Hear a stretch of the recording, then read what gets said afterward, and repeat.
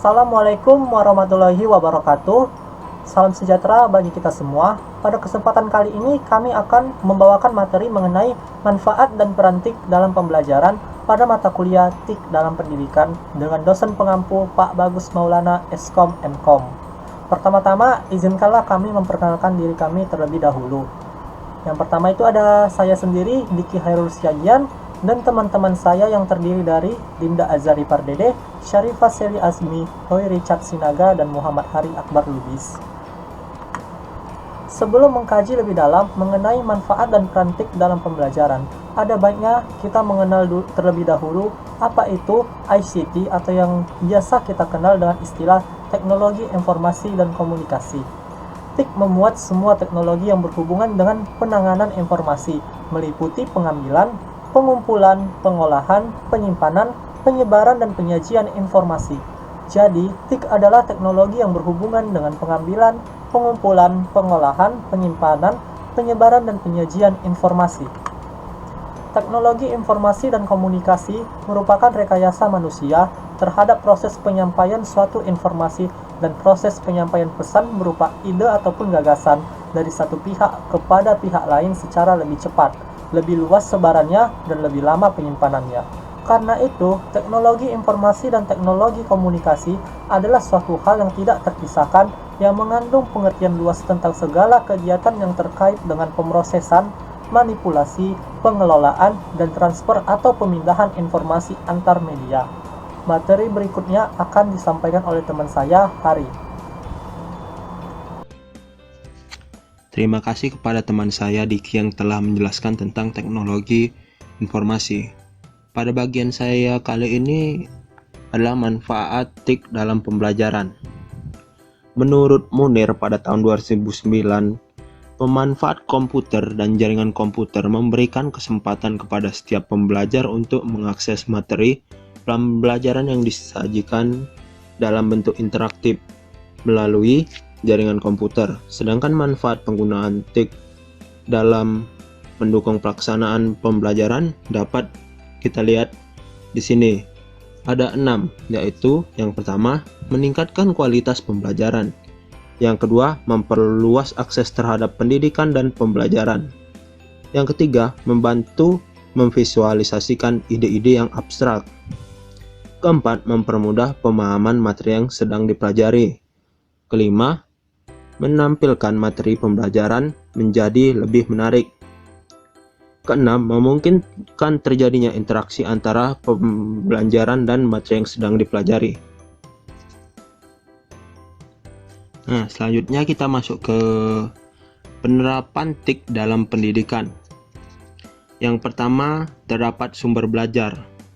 Penggunaan teknologi informasi dan komunikasi sebagai sumber belajar membuat sumber belajar dapat diakses kapanpun dan dimanapun. Dan selanjutnya ada media belajar. Pemakaian TIK sebagai media pembelajaran pada proses belajar mengajar dapat membangkitkan keinginan minat yang baru dan merangsang kegiatan belajar dan psikologi. Di bagian sumber belajar, walaupun penggunaan teknologi bisa dapat diakses kapanpun dimanapun, namun penggunaan teknologi dan informasi bukan untuk menyaingi guru, melainkan merupakan suatu forum dalam upaya mengajarkan peserta didik dan untuk memenuhi kebutuhan mereka. Penggunaan media belajar di dalam proses belajar mengajar dapat membangkitkan keinginan dan minat yang baru bagi para peserta didik. Dan rangsangan kegiatan dapat mempengaruhi psikologi terhadap siswa. Penggunaan media belajar pada tahap orientasi pembelajaran akan sangat membantu efektivitas proses pembelajaran dan penyampaian pesan dari isi pembelajaran. Media belajar sangat penting untuk membantu pembelajaran. Pengolahan alat bantu pembelajaran sudah sangat dibutuhkan, bahkan pertumbuhannya bersifat sangat dibutuhkan. Maka karena semakin luasnya kemajuan di bidang komunikasi dan teknologi, maka pelaksanaan kegiatan pendidikan dan pengajaran semakin menuntut dan memperoleh media pendidikan yang bervariasi secara luas. Manfaat TIK dalam sumber belajar. Yang kami tampilkan ada 4. Yang pertama, tidak diperlukan sebuah ruangan kelas, karena teknologi informasi dan komunikasi bisa diakses dimanapun dan kapanpun saja. Jadi tidak diperlukanlah sebuah ruangan kelas. Yang kedua, interaksi terjadi pada saat itu juga, melalui fasilitas chatting, audio atau video multicasting. Yang ketiga, dapat menjadi fasilitas pendukung proses pembelajaran. Yang terakhir, yang keempat, peserta didik dapat terakses dengan perpustakaan maya di seluruh dunia dan dapat dijadikan sebagai sarana penelitian dalam meningkatkan pemahaman bahan ajar. Materi selanjutnya, pemanfaatan TIK sebagai sumber belajar. Yang pertama, e-learning, electronic learning. E-learning adalah proses pembelajaran jarak jauh melalui pemanfaatan teknologi internet. Dalam konteks electronic learning atau e-learning sebagai salah satu bentuk pembelajaran yang menggunakan teknologi informasi. Perkembangan e-learning sendiri sebenarnya sangat erat kaitannya dengan perkembangan TIK, dimulai dari perkembangan teknologi televisi, komputer, hingga teknologi komunikasi data paling cepat saat ini yaitu internet. E-learning menjadi salah satu bentuk evolusi penyampaian pembelajaran dengan pemanfaatan TIK sebagai komponen utamanya. Yang kedua, teleconference atau video conference. Sebuah sistem pembelajaran di mana terjadi interaksi langsung melalui jaringan, misalnya antara guru dan siswa, antara dosen dan mahasiswa. Tetapi pemanfaatan TIK sebagai sumber belajar melalui teleconference atau video conference cukup sulit dilaksanakan, mengingat sistem pembelajaran ini memerlukan akses internet yang cukup besar agar dapat saling terhubung. Materi selanjutnya akan disampaikan oleh teman saya, Dinda Azahari. Oke, selanjutnya manfaat TIK sebagai media belajar. Pertama, menyadarkan peserta didik akan potensi perkembangan teknologi informasi dan komunikasi yang terus berubah sehingga peserta didik dapat termotivasi untuk mengevaluasi dan mempelajari teknologi informasi dan komunikasi sebagai dasar untuk belajar sepanjang hayat. Kemudian, memotivasi kemampuan peserta didik untuk bisa beradaptasi dan mengantisipasi perkembangan teknologi informasi dan komunikasi. Mengembangkan kompetensi peserta didik dalam menggunakan teknologi informasi dan komunikasi untuk mendukung kegiatan belajar, bekerja, dan berbagai aktivitas dalam kehidupan sehari-hari. Mengembangkan kemampuan belajar berbasis TIK sehingga proses pembelajaran dapat lebih optimal, menarik, dan mendorong peserta didik terampil dalam berkomunikasi, terampil mengorganisasi informasi, dan terbiasa bekerja sama. Selanjutnya, mengembangkan kemampuan belajar mandiri, berinisiatif, inovatif, kreatif, dan bertanggung jawab dalam penggunaan teknologi informasi dan komunikasi. Nah, selanjutnya manfaat TIK sebagai media belajar. Pertama itu adalah presentasi, menggunakan sebuah komputer atau laptop dan LCD proyektor. Presentasi merupakan cara yang sudah lama digunakan dengan menggunakan OHP atau chart. Ada beberapa keuntungan jika kita memanfaatkan TIK, diantaranya kita bisa menampilkan animasi dan film sehingga tampilannya lebih menarik dan memudahkan siswa untuk menangkap materi yang kita sampaikan. Kedua, ada demonstrasi, menampilkan media pembelajaran sesuai materi yang diajar.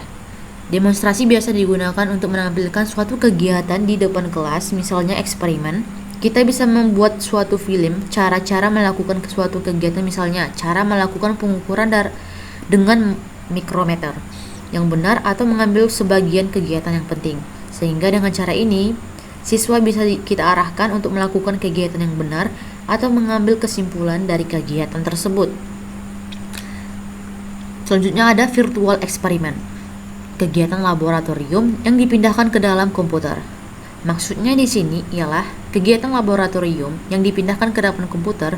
Siswa bisa melakukan beberapa eksperimen dengan memanfaatkan software virtual eksperimen, misalnya Crocodile Clips. Metode ini bisa digunakan jika kita tidak mempunyai laboratorium IPA yang lengkap atau digunakan sebelum melakukan eksperimen yang sesungguhnya. Selanjutnya ada kelas virtual. Siswa belajar mandiri yang berbasiskan web.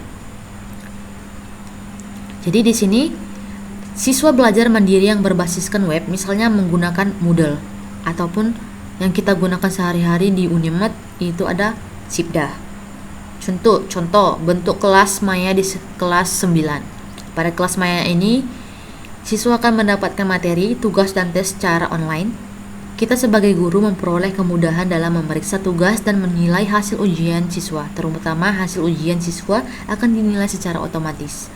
Materi dan tugas diberikan secara online, begitu pula dengan tes hasil yang didapat siswa.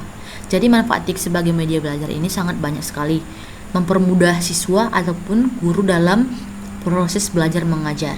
Jadi kita tidak harus secara manual tulis menulis, kita sudah disediakan oleh teknologi.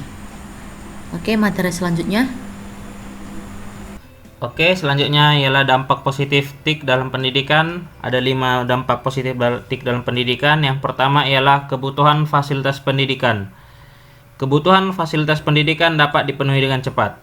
Yang kedua, munculnya media massa, menjadikan guru bukanlah satu-satunya sumber ilmu pengetahuan. Ketiga, metode-metode pembelajaran yang baru, memudahkan siswa dan guru dalam melakukan proses kegiatan belajar mengajar. Keempat, pembelajaran tidak harus tatap muka. Tatap muka menggunakan jasa internet dan lain-lain. Kelima, pengolahan data hasil penilaian, menganalisis dan dihitung data dapat menggunakan media teknologi. Sekarang dampak negatif TIK dalam pendidikan. Ada 6. Yang pertama, e-learning yang dapat menyebabkan pengalih fungsian guru dan mengakibatkan guru jadi tersingkirkan.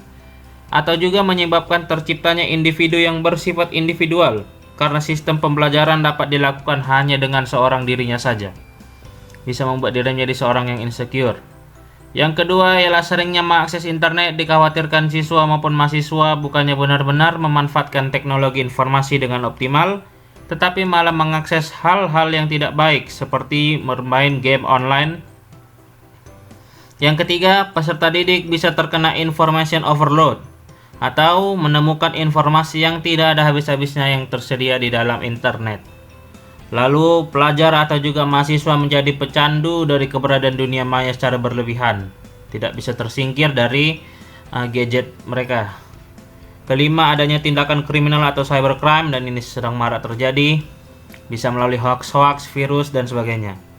Dan yang terakhir ialah menimbulkan sikap yang apatis pada masing-masing individu, baik bagi pelajar, siswa, mahasiswa, bahkan pengajar, guru maupun dosen. Oke, demikianlah presentasi kami mengenai manfaat TIK dalam pendidikan. Jika ada kata yang salah mohon dimaafkan. Sekian dan terima kasih.